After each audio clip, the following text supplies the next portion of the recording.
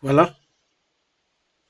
Bonjour, bonsoir et bienvenue sur votre chaîne YouTube Africa News. Abonnez-vous massivement si c'est la première fois de me voir, si c'est la première fois de nous suivre sur cette chaîne, s'il vous plaît, abonnez-vous massivement pour que nous puissions partager des histoires qui se passent en République démocratique du Congo. Je sais que là où vous êtes congolais, vous n'êtes pas peut-être un Congolais, vous êtes africain. En tout cas, je suis certain que vous ne passerez jamais sans pour autant quand même nous suivre au moins pendant au moins quelques minutes, s'il vous plaît. Parce que nous avons l'obligation de parler à ce qui concerne, ce qui se passe, pardon, en République démocratique du Congo. Parce que c'est trop. En tout cas, c'est trop et c'est fascinant et ça dérange. Lorsque vous découvrez que tout Congolais commence à parler concernant de ce qui se passe en République démocratique du Congo, en tout cas, ne vous posez pas beaucoup de questions. C'est comme ça qu'il faut. Parce que si tu ne parles pas, si tu ne parviens pas à parler, personne ne va parler à ta place. Il faut parler. Il faut parler parce que lorsque nous parlons, et Dieu aussi nous écoute. Dieu, c'est comme une prière. Dieu aussi écoute ce que nous parlons et Dieu voit également ce que nous faisons. Lorsque nous prenons, comme par exemple, quelques minutes pour se tenir debout, se tenir assis, en train de parler, en train de décortiquer de ce qui se passe, en train de vous donner des informations, je sais que, je sais que ce n'est pas toute personne qui a le temps de fouiller les informations. Alors, lorsque nous nous donnons cette occasion, cette opportunité de trouver des informations pour vous, s'il vous plaît, peut-être un simple geste pour nous encourager, c'est tout simplement liker, donner des likes et s'abonner également pour que nous puissions quand même avoir la force, même si nous, même si nous étions peut-être occupés, mais nous devons quand même trouver au moins 5, même 10 minutes pour vous parler de ce qui s'est passé aujourd'hui, ou soit ce qui s'est passé hier. Parce que nous sommes connectés jour et nuit de ce qui se passe en République démocratique du Congo et même dans d'autres pays africains. Alors, donnez-nous le courage, surtout votre commentaire est très, très nécessaire, très vraiment capital pour nous, très important également. Lorsque vous commentez, vous nous... Parce que nous ne sommes pas saints et nous ne connaissons pas tout. Mais lorsque vous commentez, ça nous donne, ça nous donne le couloir de savoir comment est-ce que nous devons améliorer. Si par exemple, vous constatez quelque chose qui n'est pas peut-être, comment dirais-je, qui n'est pas, enfin, qui n'est pas bon, si je peux dire ça, et lorsque vous commentez, ça nous donne aussi d'autres intelligences. Ça nous donne, euh, comme je viens de le dire, ça nous donne le couloir de pouvoir régler, de pouvoir améliorer comme ça et que peut-être par exemple nos micros a dérangé un petit peu. Et vous pouvez aussi commenter, vous dites non voilà, le micro a dérangé, la voix, votre voix n'est pas sortie comme il se devait. Alors ça aussi, ça nous donne quand même le temps de pouvoir regarder, toucher, régler aussi. Voilà. Donc c'est ça, en tout cas. En tout cas, nous sommes tous des frères, nous sommes tous des frères et sœurs. Lorsque vous me voyez, mes sœurs, ne vous posez pas de questions parce que c'est comme ça qu'il faut. Il faut défendre votre maison. Si vous ne défendez pas votre maison, personne d'autre ne viendra parler sur votre maison. Alors, il y a eu quelques soucis, par exemple, il y a eu quelques soucis. Et c'est ça que je suis en train de vous dire. Voilà. Il y a eu quelques soucis, quelques coupures. Mais je pense que c'est revenu. Maintenant, c'est bon. Alors, on peut continuer. C'est que je suis en train de dire que votre commentaire est très, très nécessaire et très capital, très important aussi lorsque vous commentez. Alors, aujourd'hui, bien aimé, ça c'est votre chaîne que vous aimez beaucoup, je sais, mais protégez cette chaîne. Africa News, ezali chaîne oyo, eza chaîne communautaire komemela bino ba information, même ba makambo mususu oyo tozo préparer, oyo tozo senga, soki tokoki kozala na opportunité, soki bakoki kopesa biso couloir wana po tozwa tozwa makambo moko boye oyo nakoki koloba awa te sur place, po ete tomemelaka bino ba information mususu ya ba source différentes. Abonnez-vous massivement s'il vous plaît. Lelo toye na mama ya likambo, ndenge boyebi makambo ezosalema, makambo ezoleka na mboka la République démocratique du Congo. Bandeko balandi bino, avant tobanda na décortiquer nano pona koloba, je me souviens tangu na bandaki chaîne oyo, eza na batu mususu babandaki oloba ke non, c'est comme si babandaki kosepela te nalobela makambo ya mboka. Eza na batu mususu babandaki kosepela te naloba makambo oyo ezosalema na mboka, naloba makambo oyo ba M23 to pe ba rebele bazosala na mboka Congo. Batu mususu, eza na batu mususu babandaki kosepela te, babandaki komona ke tozoloba ondire tozangi eloko ya kosala. Babandaki komona mabe biso tozoloba, ondire tozofinga kaka Kabila, tozofinga ancien président ya Congo, tozofinga ye, tozoloba makambo ya lukuta. Bandeko, batu nyonso wana o babandaki koloba ke biso tozoloba mabe pona ba M23, biso tozoloba mabe pona Joseph Kabila, pona boye na ba bandi wana bao baza na prison ya Ndolo, bao boyebi ba traître nyonso wana tobandaki koloba pona bango. Etangu tobandaki koloba pona bango, batu mususu ndenge na bisi bino awa bamonaki biso mabe, balobaki mingi pona biso, balobaki mingi pona biso tozo finga mukonzi ya mboka nani? Joseph Kabila. Pona bango Joseph Kabila nde mukonzi ya mboka. Bandeko, nazo revele bino eloko moko boy. Bandeko, nazo revele bino eloko moko boy. Po permettre, nazo tala, nazo surveiller ba connexion mususu awa, ndenge television ezalaka boyebi. Bon, bandeko, to continue na masolo na biso. Bandeko, tangu Joseph Kabila azalaki na pouvoir pendant 18 ans.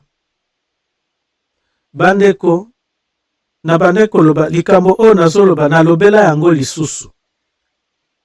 Batu batiaka kate, batu mususu bandimaki te, batu mususu babandaki kosabone na chaîne, après babimi lisusu, bamoni comme si nazoloba mabe.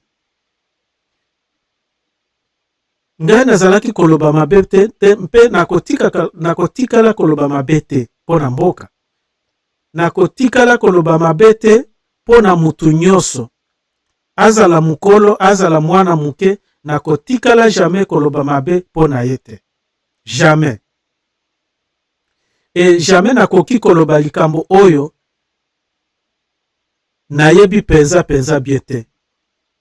Malamu na liboso na ya awa nde tina bomonaka nga na yaka mikolo nyonso te. ba journaliste mususu ba youtuber mususu basalaka ba émission, même émission mibale to misato dans une seule journée. Mais pona ngai soki nazwi information nalandelaka nano yango natala vraiment si réellement eza kitoko. Soki pe batu ba oyo baza na source na mboka baza sur place. Donc soki apesi information na tiki nano na ebisio landela lisusu malamu po tozwa information mususu oyo toko diffuser tolobela batu. Alors bandeko balandi ndenge tolosololaka lisusu la fois dernière na ebisaki bino na lobi Joseph Kabila tango azalaki na pouvoir. Donc pouvoir oyo azwaki ezalaki mission oyo bapesaki ye. Mission eza teke ndenge mutu azwaka musala bapesi yo poste moko boye ozosalela ozo respecter musala na yo ozozwa salaire na yo na ndenge ya bien ezosalisa yo pe kitoko. Bandeko ezalaki boye te. Likambo oyo na loba yango lisusu bondimanga te. Ezalaki mission. Bino moko botala bozonga sima. Bino moko bozonga sima. Tangu na rebellion ya liboso AFDL. Boyebi yango eza histoire molai. Mutu ya liboso oyo ayaka na Rwanda na mboka Congo ezalaki Mzee Joseph Kabila. Mzee Kabila. Voilà. Donc azalaki na kati ya rebellion et na kati ya rebellion wana o rebellion azalaki nango. Donc azalaki na force ata moko te oyo akokaki kobunda abundisa Joseph Mobutu. Pona kobundisa Joseph Mobutu. Bandeko bolandanga bien. Kombo ya Joseph botala bien. Joseph Mobutu, Joseph Kabila, lisusu Joseph Kabila. Joseph. Bango baleki deja. Sikoyo toza siko na monde mususu oyo kombo ya Joseph eza lisusu na mboka République démocratique du Congo. Kombo wana Joseph eza kombo moko te nako yebisaka bino jour mususu. Nakolobela yango jour mususu bandeko balandi. Alors nayebisaka bino na lobi ezalaki mission. Joseph Kanambe pona Joseph Kanambe ezalaki mission. Siko tozonga sima tosolola pona tata na ye oyo ayaka na rebellion pona kobengana Mobutu. Sikoyo histoire wana nyonso boyebi yango. Sikoyo nakokata muke po to gérer temps. Nakokata ka muke to gérer temps tozwa ta mulai penza te. Alors sikoyo tango akomi na Kinshasa abengani pardon le président Mobutu a installé gouvernement makambo nyonso ezalaki très bien. Et puis asali penza ndenge aorganisaka misala ezalaki très bien. Mais sans oublier que batu oyo ayaka na bango ezalaki na ba accord moko boye basinya. Eza na ba accord ya Lusaka, ba accord eza ba accord rebelle. Donc ba Rwanda bakendaka ko signer na Kabila bakendaki kokosa ye. Po babandaki koluka lolenge nini pakoki kokota na mboka. Bazwaki vraiment tawana te, donc bazaki ata na force moko te. Parce que à cette époque-là, basoda ya Mobutu, ba garde civile, ba beret rouge, ba casque bleu, bazalaki basoda ya makasi koleka makasi, bazalaki très fort. Et à cette époque-là, na époque ya Mobutu, soki ezalaki soki guerre esalemi na Tanzanie, babandaki kosala le recours epai ya Mobutu. Mobutu apesa bango basoda bakende kosalisa. E tangu Mobutu atindi basoda, donc bitumba wana esili mbala moko. Basoda na biso bazalaki basoda ya Zaire, bazalaki très très très fort parce que infiltration ezalaki na kati te. Bagere mususu ebandaki kosalema. Bon. Alors, sans oublier que tangu Museveni azwaki pouvoir na Uganda, nani asalisaki ye? Mobutu asalisaki ye po azwa pouvoir. Batu mususu bayebi wana, batu mususu bayebi histoire wana te. Batu mususu histoire wana batikala koyoka yango te, batikala meme kotanga yango te. Mobutu asalisaka Museveni po azwa pouvoir. Mais lelo oyo Museveni azobundisa Congo, bozoyeba yango te, abundisaka Congo na kuku na se penza, abundisaka abomesaka pe batu bakote Ituri. Mais lelo kashama telemi yango bozomona bitumba ya maloba sikoyo nde etikali. Bango bazosa bamoni sikoyo maye lisusu bayiba bakata basala makambo mabe bazalaki kosala bazosala ngo lisusu te pona, donc baza na nzela lisusu te, bloke penza oyo ya beton nde bakutani na yango. Alors tozonga lisusu na sujet na biso. Donc ndenge nayebisaki bino na lobi, tango sikoyo nalobaki nazaki koloba nalobi tangu bitumbe ezalaki kosalema, soki bitumbe esalemi na Uganda, babengi Mobutu. Salisa biso boye, tindela biso basoda. Mobutu atindi basoda. Réussite direct. Soki Tanzanie, soki wapi, réussite. Alors, Rwanda sikoyo bakokaki force wana te, bakokaka force wana ya Mobutu te, bakokaki yango penza te. En plus de cela, Mobutu ye moko abandaki kokende bitumba nazoyebisa bino.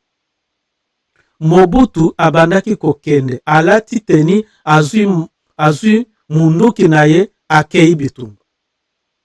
Deuxième chose, Mobutu abandaki kosala pe patrouille na butu. Alors, pour vous montrer que azalaki très fort à cette époque-là, très fort alors. Donc, en bref, donc Rwanda ekokaki te, jamais ekokaki te. Ata mukete, ata kokosola ata mukete. En plus de cela, boyeba ke à cette époque-là, Mobutu ezalaki net, comment je peux dire, azalaki net eza ko contrôler Rwanda te, mais bazalaki en connivence avec le Rwanda. Pour dire que donc basoda ya Congo nde babandaki ko sala force ya Rwanda. Donc force ya Rwanda militairement ezalaki te. Soki à cette époque-là, mkamwa rébellion muke kotaki na Rwanda, donc mabe makase koti. Mais parce que basoda ya Congo, basoda ya Zaire à cette époque-là, bazalaki na Congo, mais soki mwali kambo ya mabe salemi na Rwanda, babengi directement Mobutu atindi basoda, ba neutraliser makambo esili. Alors bandeko, c'est pour vous dire que Rwanda ndenge za wana ebandaki sikoyo kotala lolenge nini bakoki pe kozala na espace. Parce que les Tutsis n'avaient pas de l'espace. Les Tutsis, ce sont ezabatu oyo bauta quelque part. Bauta na Éthiopie. Donc ce ne sont pas lorsqu'on les appelle des Rwandais, mais en bref, ce ne sont pas... Bon, ok, on accepte que ce sont des Rwandais parce qu'ils sont maintenant au Rwanda, ils sont des Rwandais, mais ils sont venus de l'Éthiopie.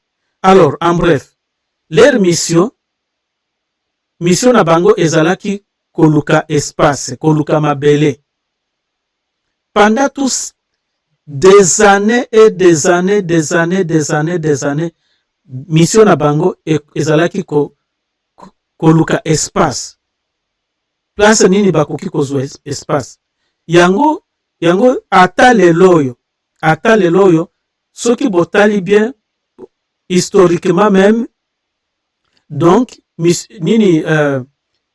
historiquement même, misala na bango, eza commerce, eza pe élevage. Sikoyo, à cette époque-là, babandaki kosala nini? Bandeko, makambo oyo ya Rwanda ya bangombe ebanda lelo te. Donc, nandenge bakota na Congo, ezalaki mission na bango, ezalaki bango siko babandaki kozala na biloko, commerce. Mingi babandaki kozala na bangombe. Sikoyo, comment ils sont entrés au Congo? Bango babandaki koya na bangombe, bakutani na ba chef coutumier, basololi na bango basali cop. Bayebisi chef coutumier, biso tokopesa yo ngombe mibale, opesi biso espace oyo, okateli biso mabele, okateli biso espace oyo, poto to sala bilanga. Ok, à cette époque-là, ba chef coutumier bandaki kondima, comment? Bandaki kondima ou bien bandimi? Comment on peut expliquer? Ba chef coutumier siko bandimi. Ok, akateli ye mabele, apesi ngombe mibale. Ainsi de suite, nde baye kosala popularité na kati ya Congo. Donc, en bref, histoire eza mulai, bandeko, histoire eza mulai, soki un jour bokopesa nga temps, tovandi penza tosololi pona likambo oyo. Na pesi bino meme ba cartographie nyoso tu. Ezalaki échange ya mabele na bangombe. Échange ya mabele na bangombe. Échange ya mabele na bangombe. Et puis, babandaki pe koya na nini? Babandaki pe koya na bamungwa, na biloko. Échange. À cette époque-là, ezalaki échange. Donc, ezalaki teke no, oteki bapesi yo mbongo, oteki boye bapesi ye mbongo. Échange. Napesi yo ntaba, okatelinga ndambu ya mabele. Napesi yo ngulu, okatelinga ndambu ya mabele. Ndenge ezalaki. Alors, nde misio bakoti, bazokota kaka. Bandeko, histoire eza mulai ndenge na uti koyebisa bino. Donc, tozonga sikoyo en tout cas, na préféré nakata nano lisolo oyo, tozonga na sujet na biso ya Joseph Kabila. Alors, toza kusolola pona likambo ya Joseph Kabila, ndenge ye kokota penza kozala na bokonzi, ezalaki mission, ezalaki pe aveuglement ya bakongolais. Bakongolais bazalaki aveuglé, donc très aveuglé. Corruption bapesi, donc ezalaki corruption sur corruption. Bino moko, avant to continuer, bino moko bomanaki tango Joseph Kabila koti na Congo, bomoni nzoto na ezalaki azalaki soda. En plus, azalaki soda ya rang ya likolo te. Azalaki au moins, je pense, si je me souviens, entre capitaine ou major ou capitaine boy. Eza penza ya makasi te. Et puis à cette époque-là, azalaki n'avait au moins 28 ans. Juste 28 ans, bandeko. Jeune garçon. Pe ya nzoto mike. Alors, mission ezalaki nini?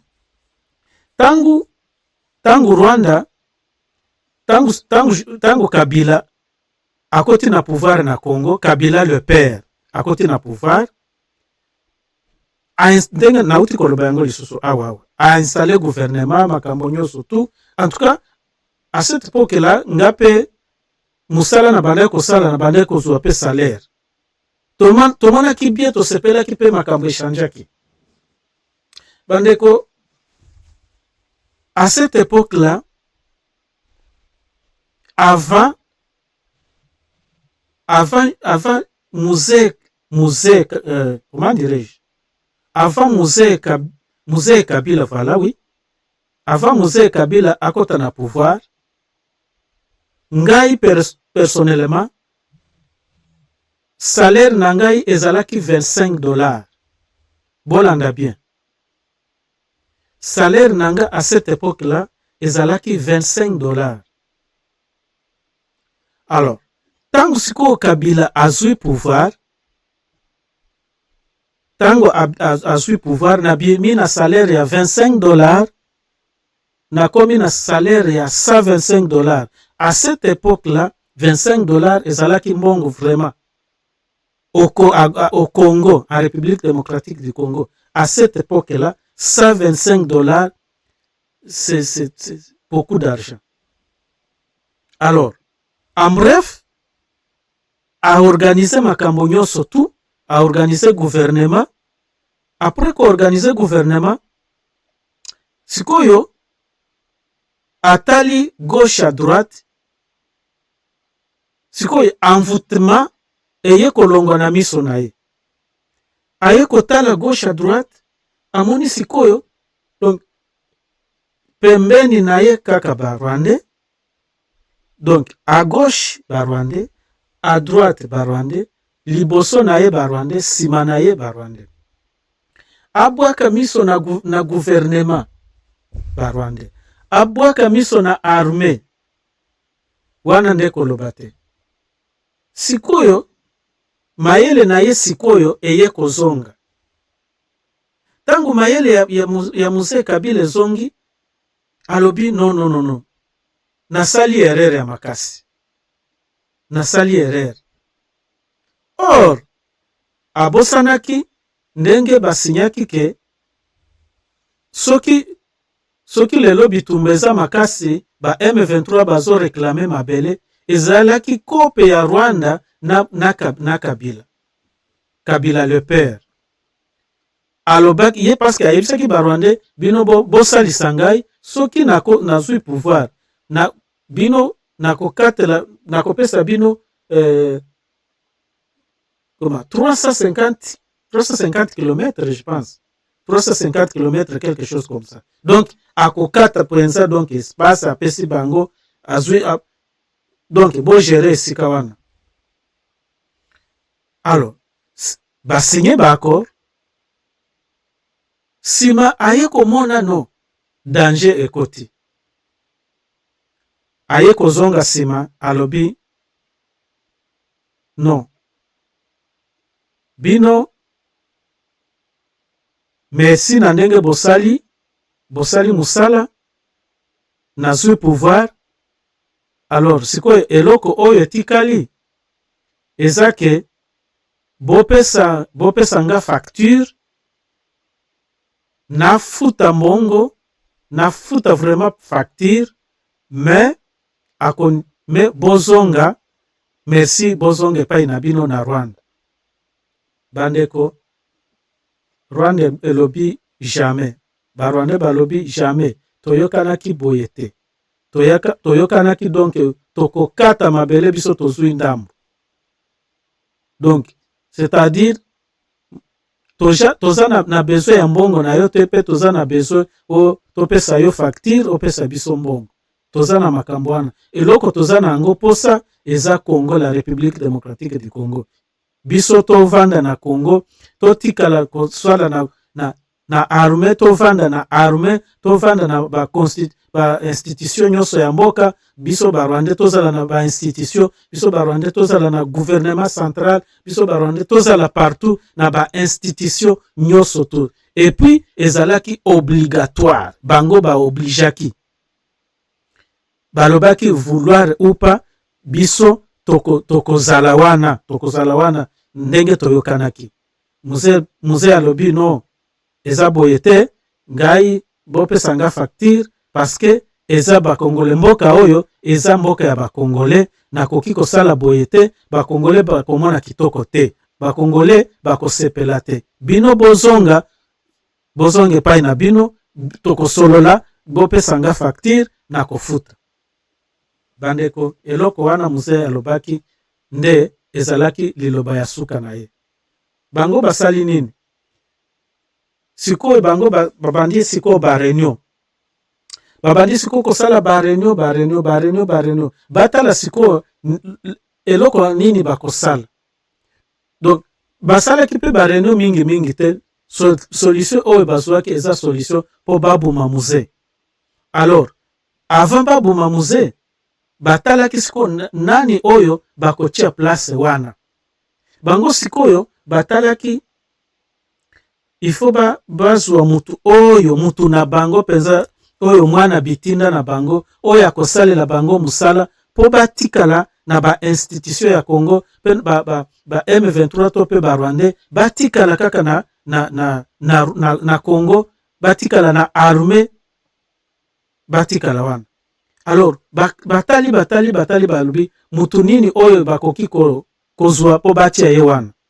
Batali balobi ndenge pe bazalaka babandi sikoko influencer ba Congolais mususu.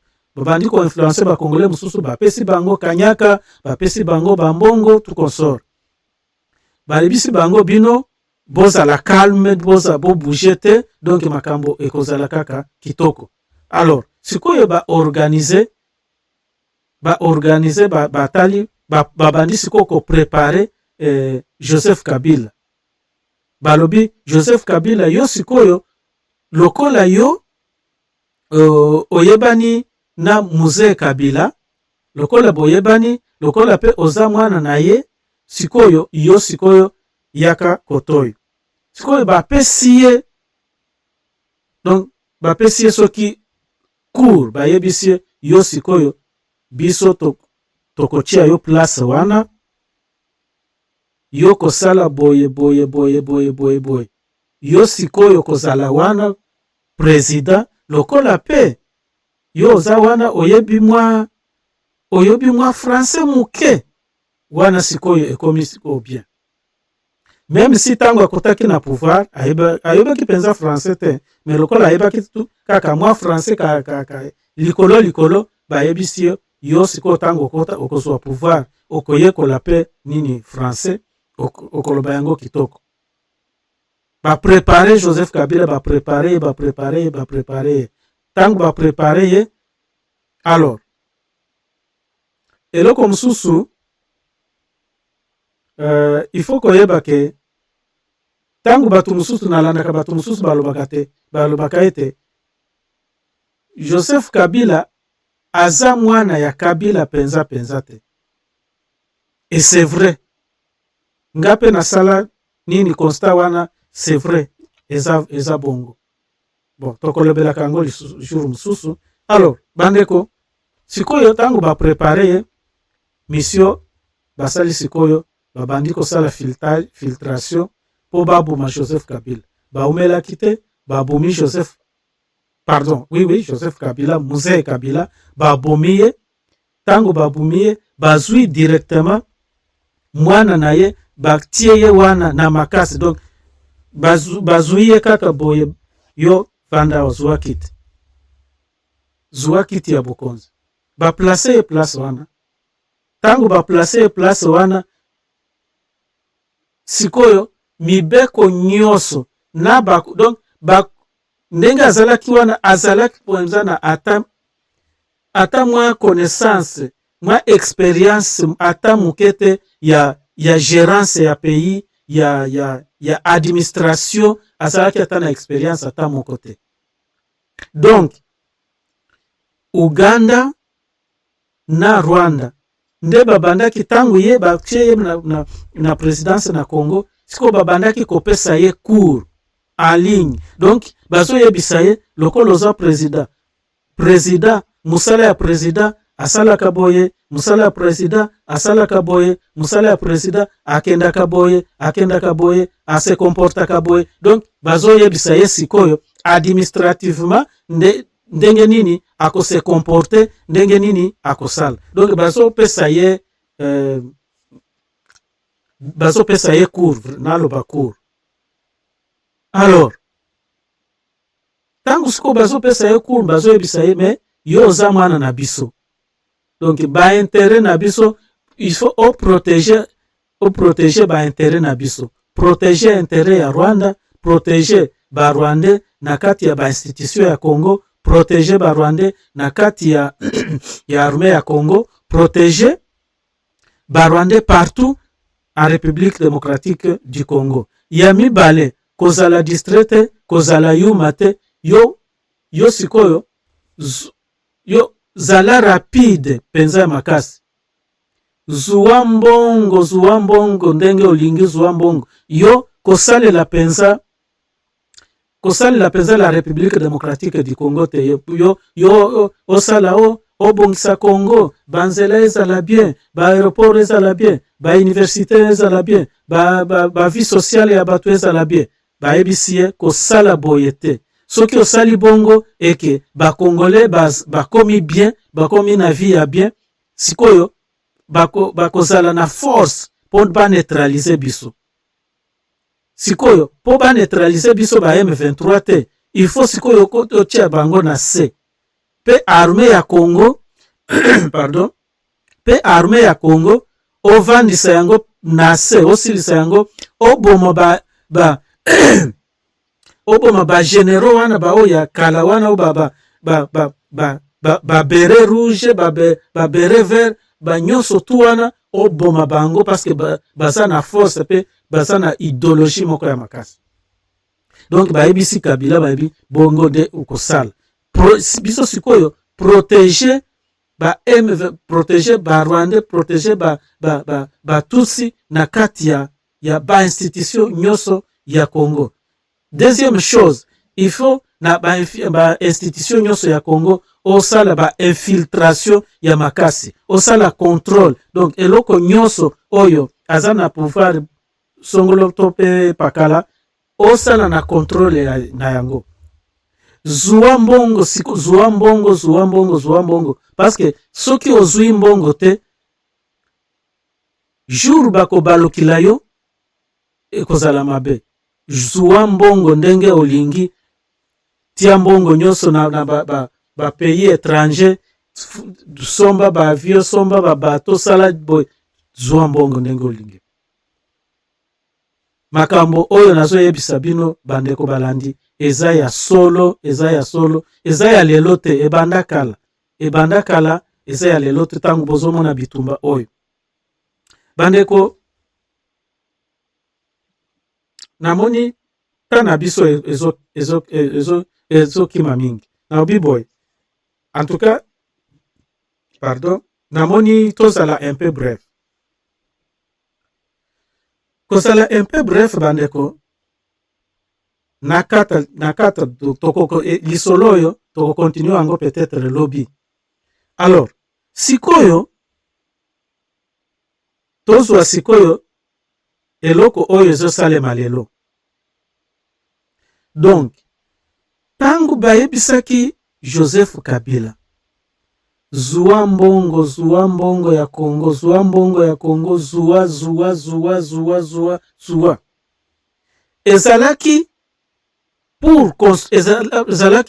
pour construire force moko boye pembeni na ye, po a construire force na bamboka mususu limitrophe na 9 pays voisins na biso asala force. Donc na bambongo nyonso oye ya Congo azozwa, donc asala coopérer na bamboka nyonso oye apesa bango mbongo bazala force na ye, pour que mukolo moko soki problème moko ebimi ke baluka ndenge ya kochange Joseph Kabila babenga na ye basala boye, siko bamboka nyonso wana elobela ye epesa ye pe force.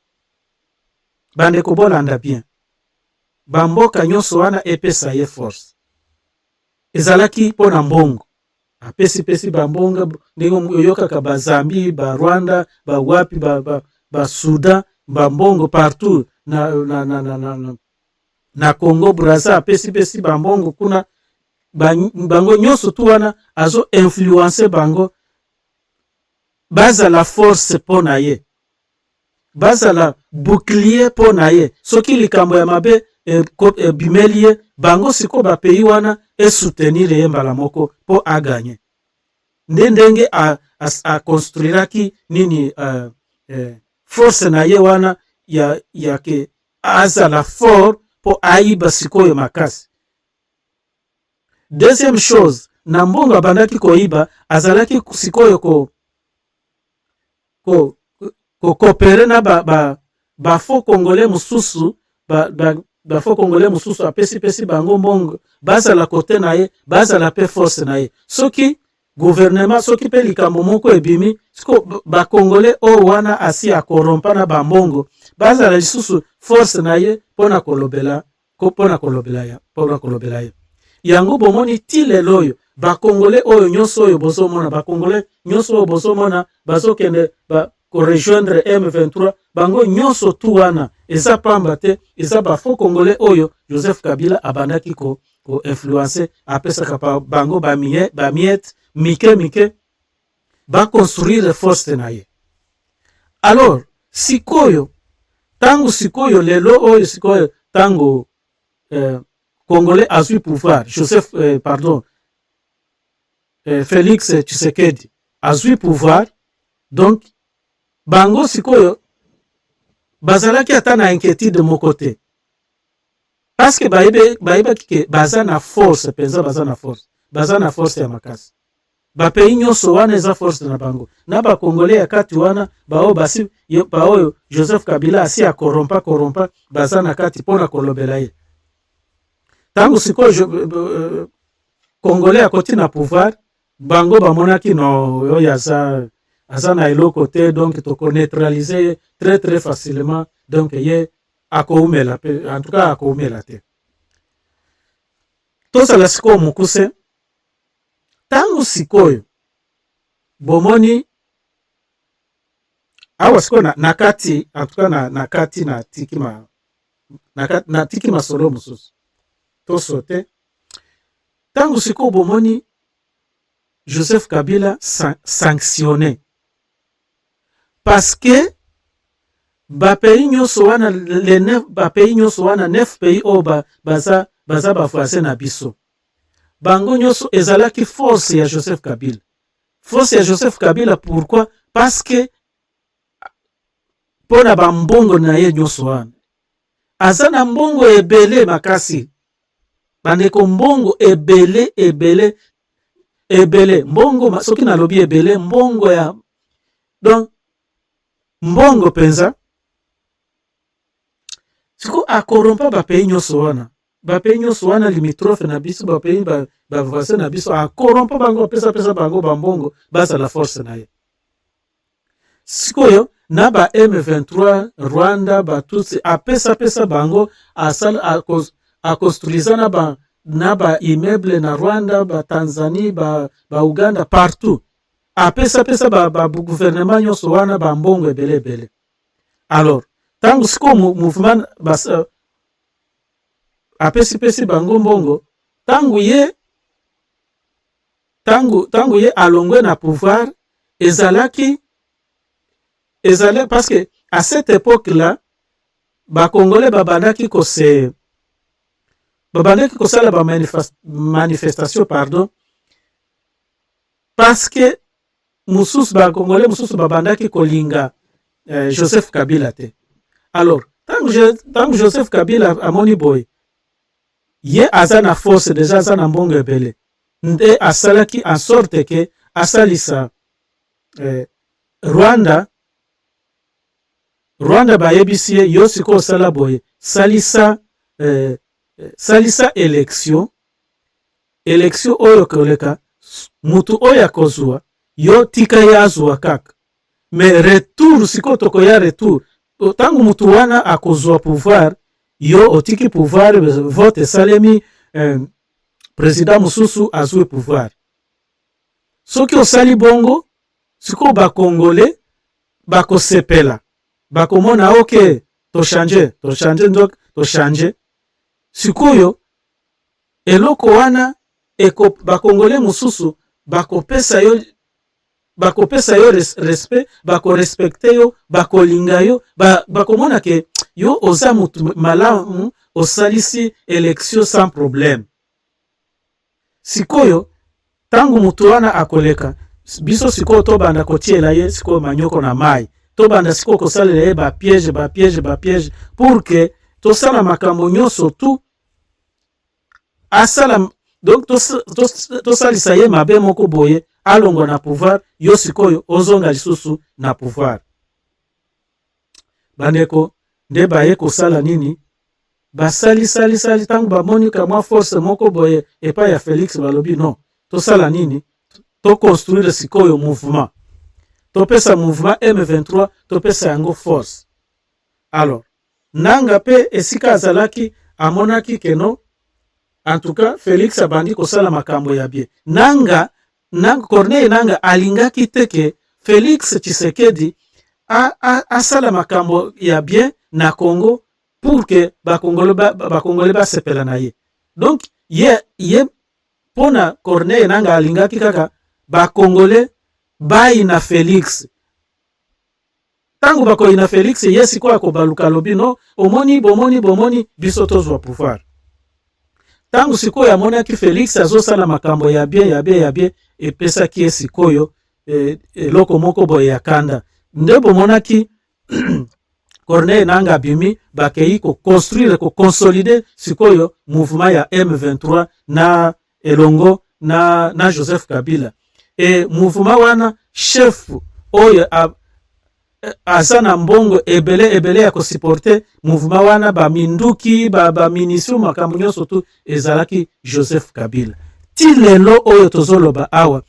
Donc chef ya mouvement wana ya M23 AFC tout ça makambo nyonso wana eza Joseph Kabila.